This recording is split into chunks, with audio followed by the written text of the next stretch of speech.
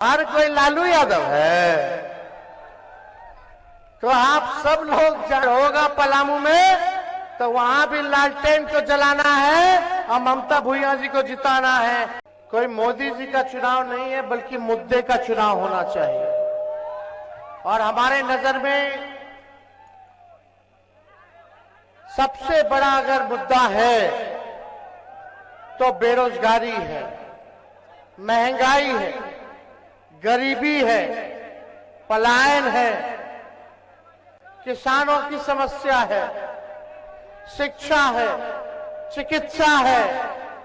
ये सारा मुद्दे पर जो है चुनाव होना चाहिए।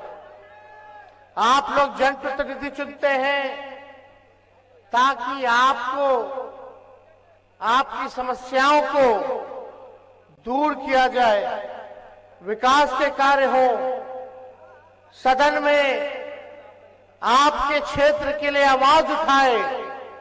आप लोग ऐसा सांसद चुनिए। इसीलिए राष्ट्रीय जनता दल ने कुमार सरबजीत जी को यहां का उम्मीदवार बनाया है। कुमार सरबजीत जी आपके घर के बेटे हैं। इनके पिताजी का गया के लिए सामाजिक न्याय के लिए कितना बड़ा योगदान रहा, ये आप सब लोगों से छुपा नहीं है। और अपने पिता के कार्य को आगे बढ़ाते हुए सरबजीत जी पर्यटन मंत्री भी रहे, कृषि मंत्री भी रहे।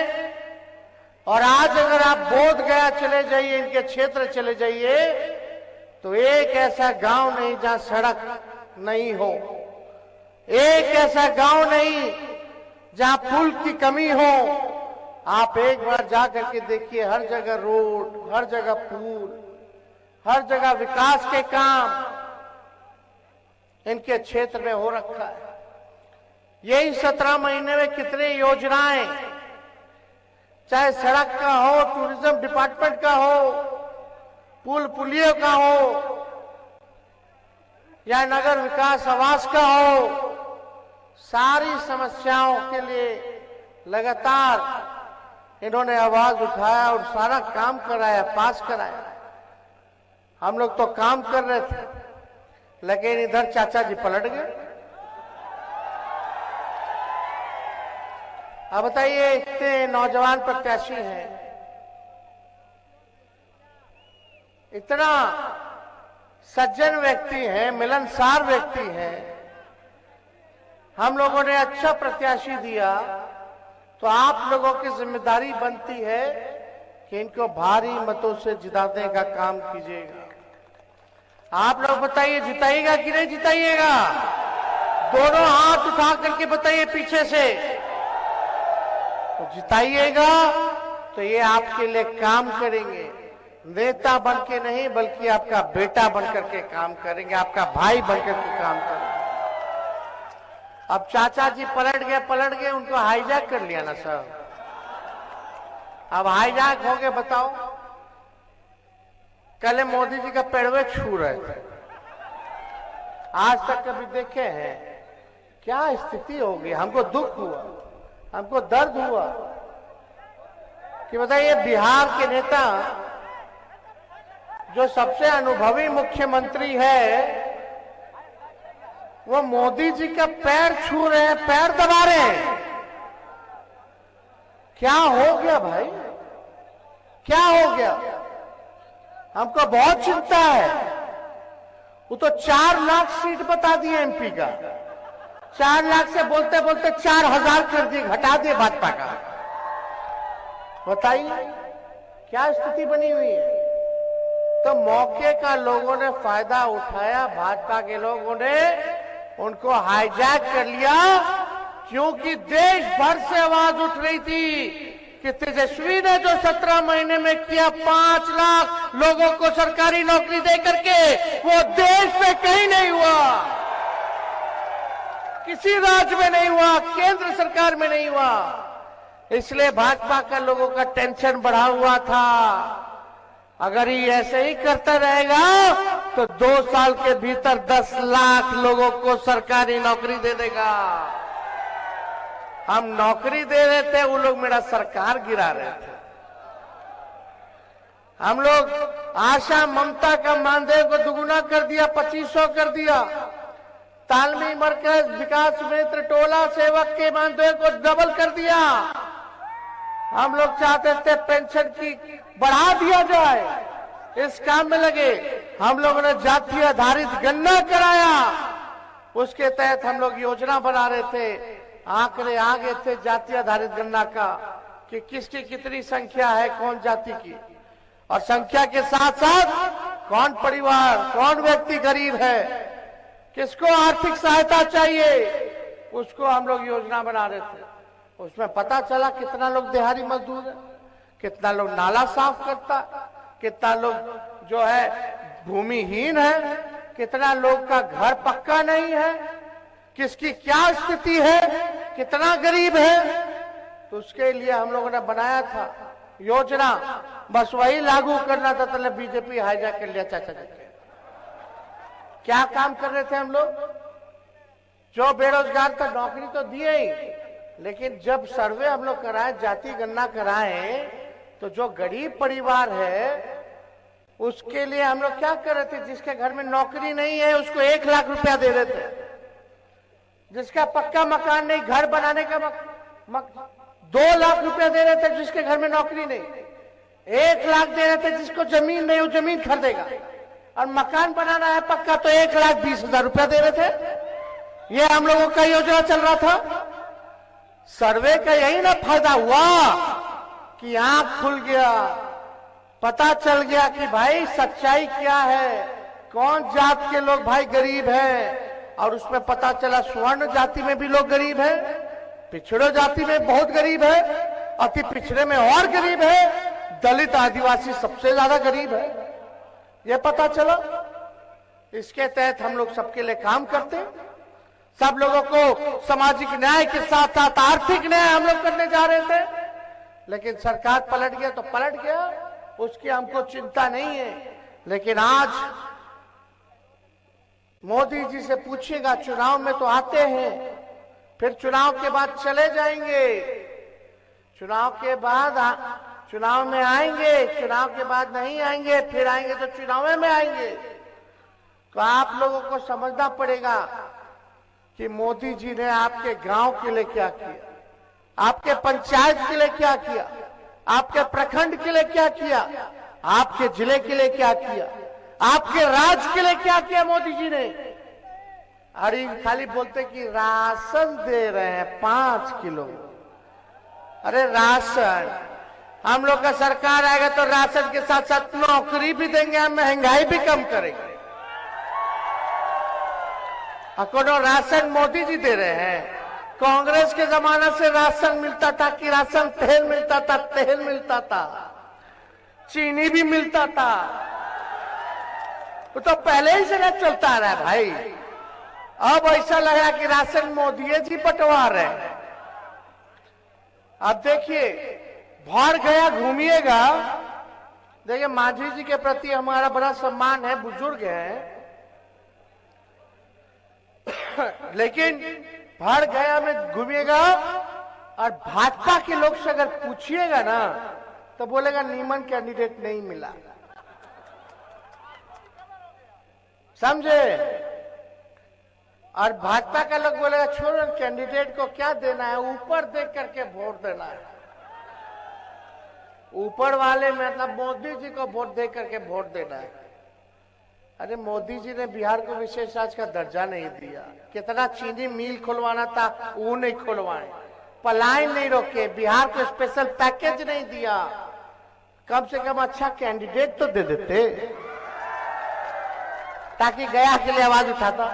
तो जो ऊपर देख रहे हैं जो भाजपा के लोग, तो मोदी जी नीचे नहीं देखते हैं, मोदी जी गरीब को नहीं देखते हैं, मोदी जी भी ऊपरे वाला को देखते हैं, पूंजीपतिये के देखते हैं, अमीरे के देखते हैं। पहचानिए कि कौन झूठ बोल रहा। कुछ दिन पहले मोदी जी क्या बोलते थे नीतीश जी के बारे में कि डीएनए खराब है। मुख्यमंत्री जी कोई महिला पे वाला पे टिप्पणी हो गया था विधानसभा में, तो मध्य प्रदेश के चुनाव में मोदी जी बोलते थे मुख्यमंत्री जी कितना गिरिएगा, कितना गिरिएगा। और आज बड़े अच्छे हो गए, निमन हो गए भाई नीतीश जी। यही नीतीश जी क्या कहते थे, हम मर जाएंगे, मिट जाएंगे, लेकिन भाजपा में नहीं जाएंगे, मिट्टी में मिल जाएंगे, भाजपा में नहीं जाएंगे। पहले हमको कहते थे कि यही ना आगे देखेगा, नौजवान है, नौजवानों को रोजगार दे रहा है, अच्छा काम कर रहा है। और आज बोलती बंद है सबकी। तो खैर इस पे ज्यादा टिप्पा टिप्पणी नहीं करना। ये लोग बड़े लोग हैं भाई, एगो प्रधानमंत्री, एगो मुख्यमंत्री है। लेकिन भाई हम यहाँ आए इसलिए कि आपकी आवाज को बुलंद करें, आपसे अपील करने आए कि लगातार एनडीए का 17 साल से बिहार में डबल इंजन की सरकार है, 10 साल से मोदी जी प्रधानमंत्री हैं, कई बीजेपी के विधायक रहे, कई लोग यहां एमपी लगातार जीत के जाते रहे एनडीए के, ऊपर से नीचे एनडीए के लोग भरे हुए हैं। फिर भी हमारा बिहार गया गरीब है, फिर भी बेरोजगारी है, फिर भी लाचारी है, फिर भी भूमिहीन है लोग, किसी को नौकरी नहीं मिल रहा, आर्थिक मदद नहीं दिया जा रहा, पलायन नहीं रुक रहा, पक्का मकान नहीं मिल रहा, तो कैसे चलेगा। सब तो उन्हीं लोगों का है ऊपर से नीचे, तब काहे नहीं काम हो रहा, ये पूछिएगा अपने आप से। जब तक अच्छा प्रतिनिधि नहीं बनेगा तब तक आपका गांव, आपका जिला, आपका प्रदेश आगे नहीं बढ़ेगा, ये बात समझिएगा।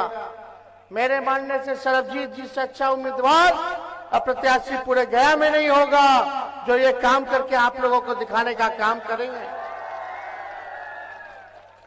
लोग बोलते हैं कि देश का देखो चुनाव है, हम उन लोगों से पूछना चाहते हैं कि जब गांव का विकास नहीं, आपके जिला का विकास नहीं, आपके राज्य का विकास नहीं, तो देश का कैसे विकास हो जाएगा। गांव गांव से देश बनता है, गांव गांव से ब्लॉक बनता है, ब्लॉकों से विधानसभा बनेगा, जिला बनेगा, जिला के बाद राज्य बनता है और राज्यों से ही देश बनता है।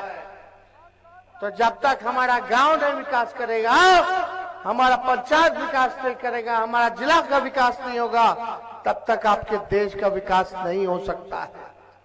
इसलिए आपको अच्छा ईमानदार प्रतिनिधि चुनना पड़ेगा और आप लोगों को चिंता करने की जरूरत नहीं है।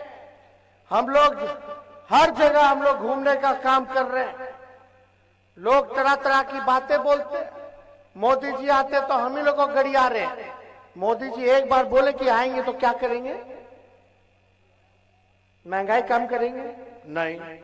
गैस का कितना कीमत हो गया, 1000 से पार, 1200।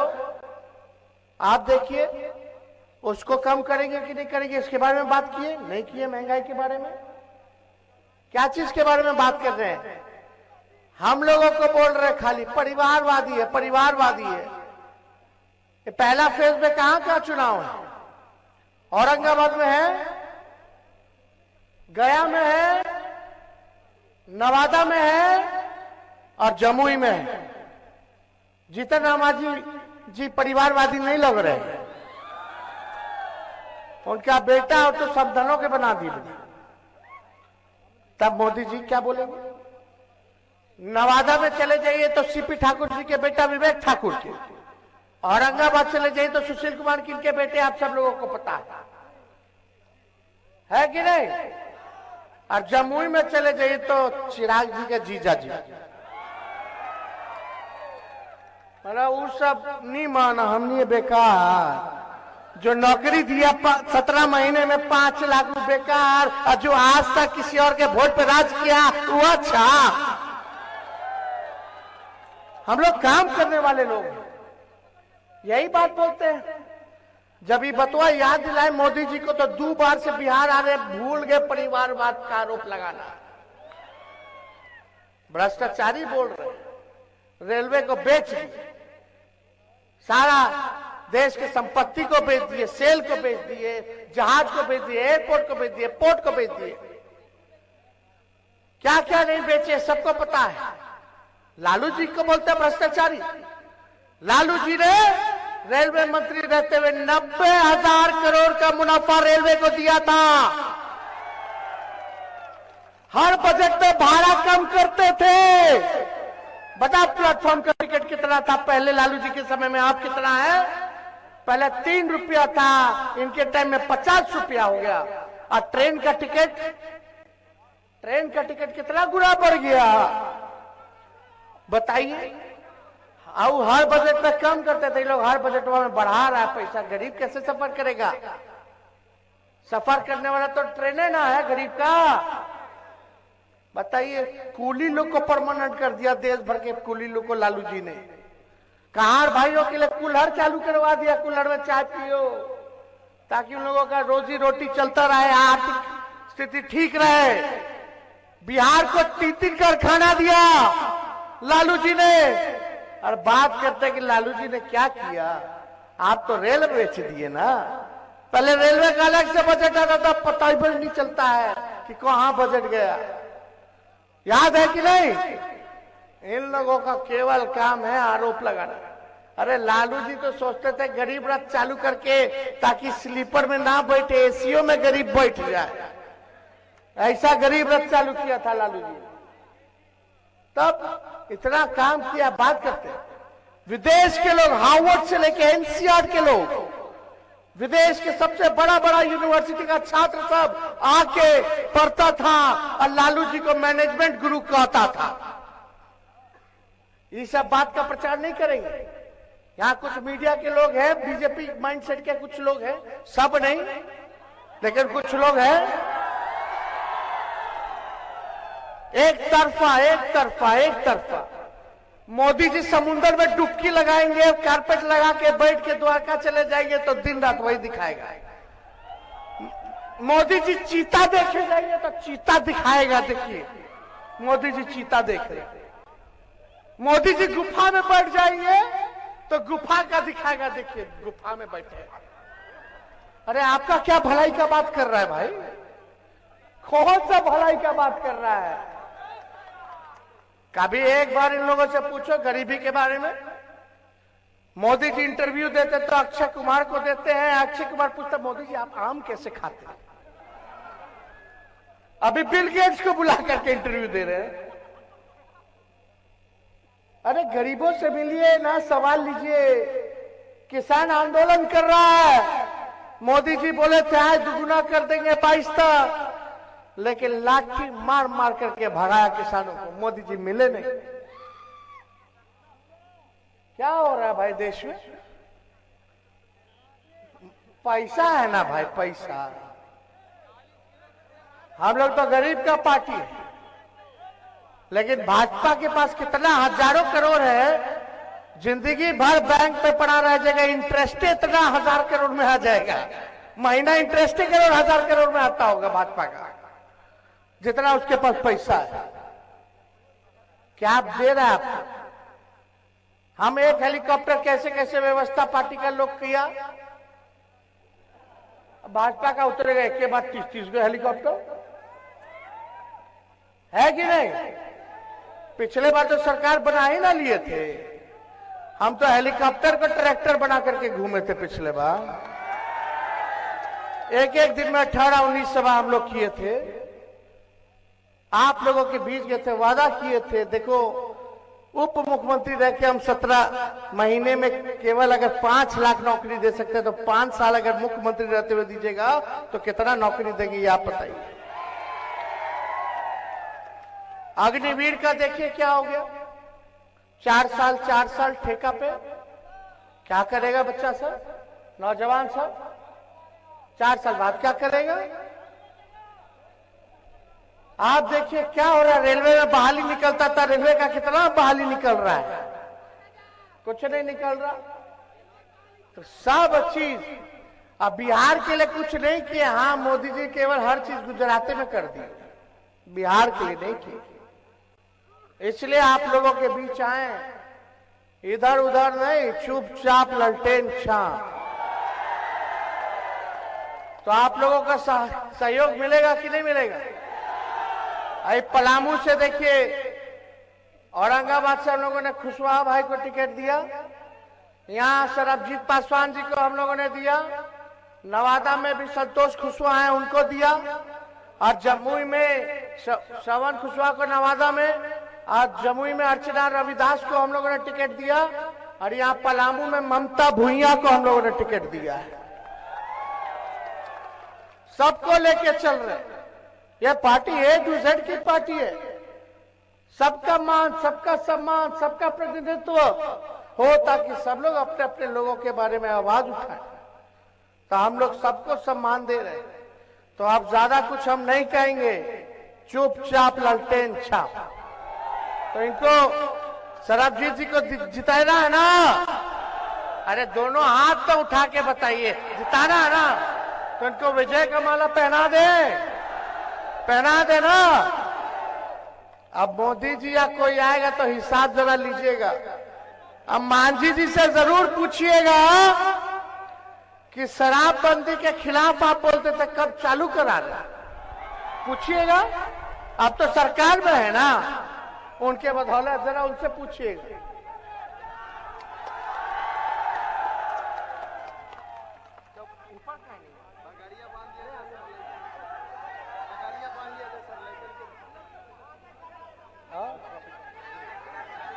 हो गए।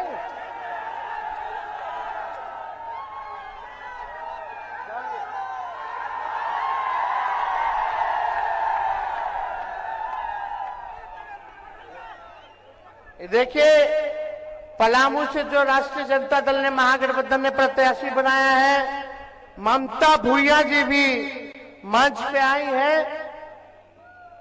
प्रणाम कर लीजिए सबको। ममता जी, ममता भुइया जी को जो भी आप लोग हितई नितई संबंधी दोस्त यार अगर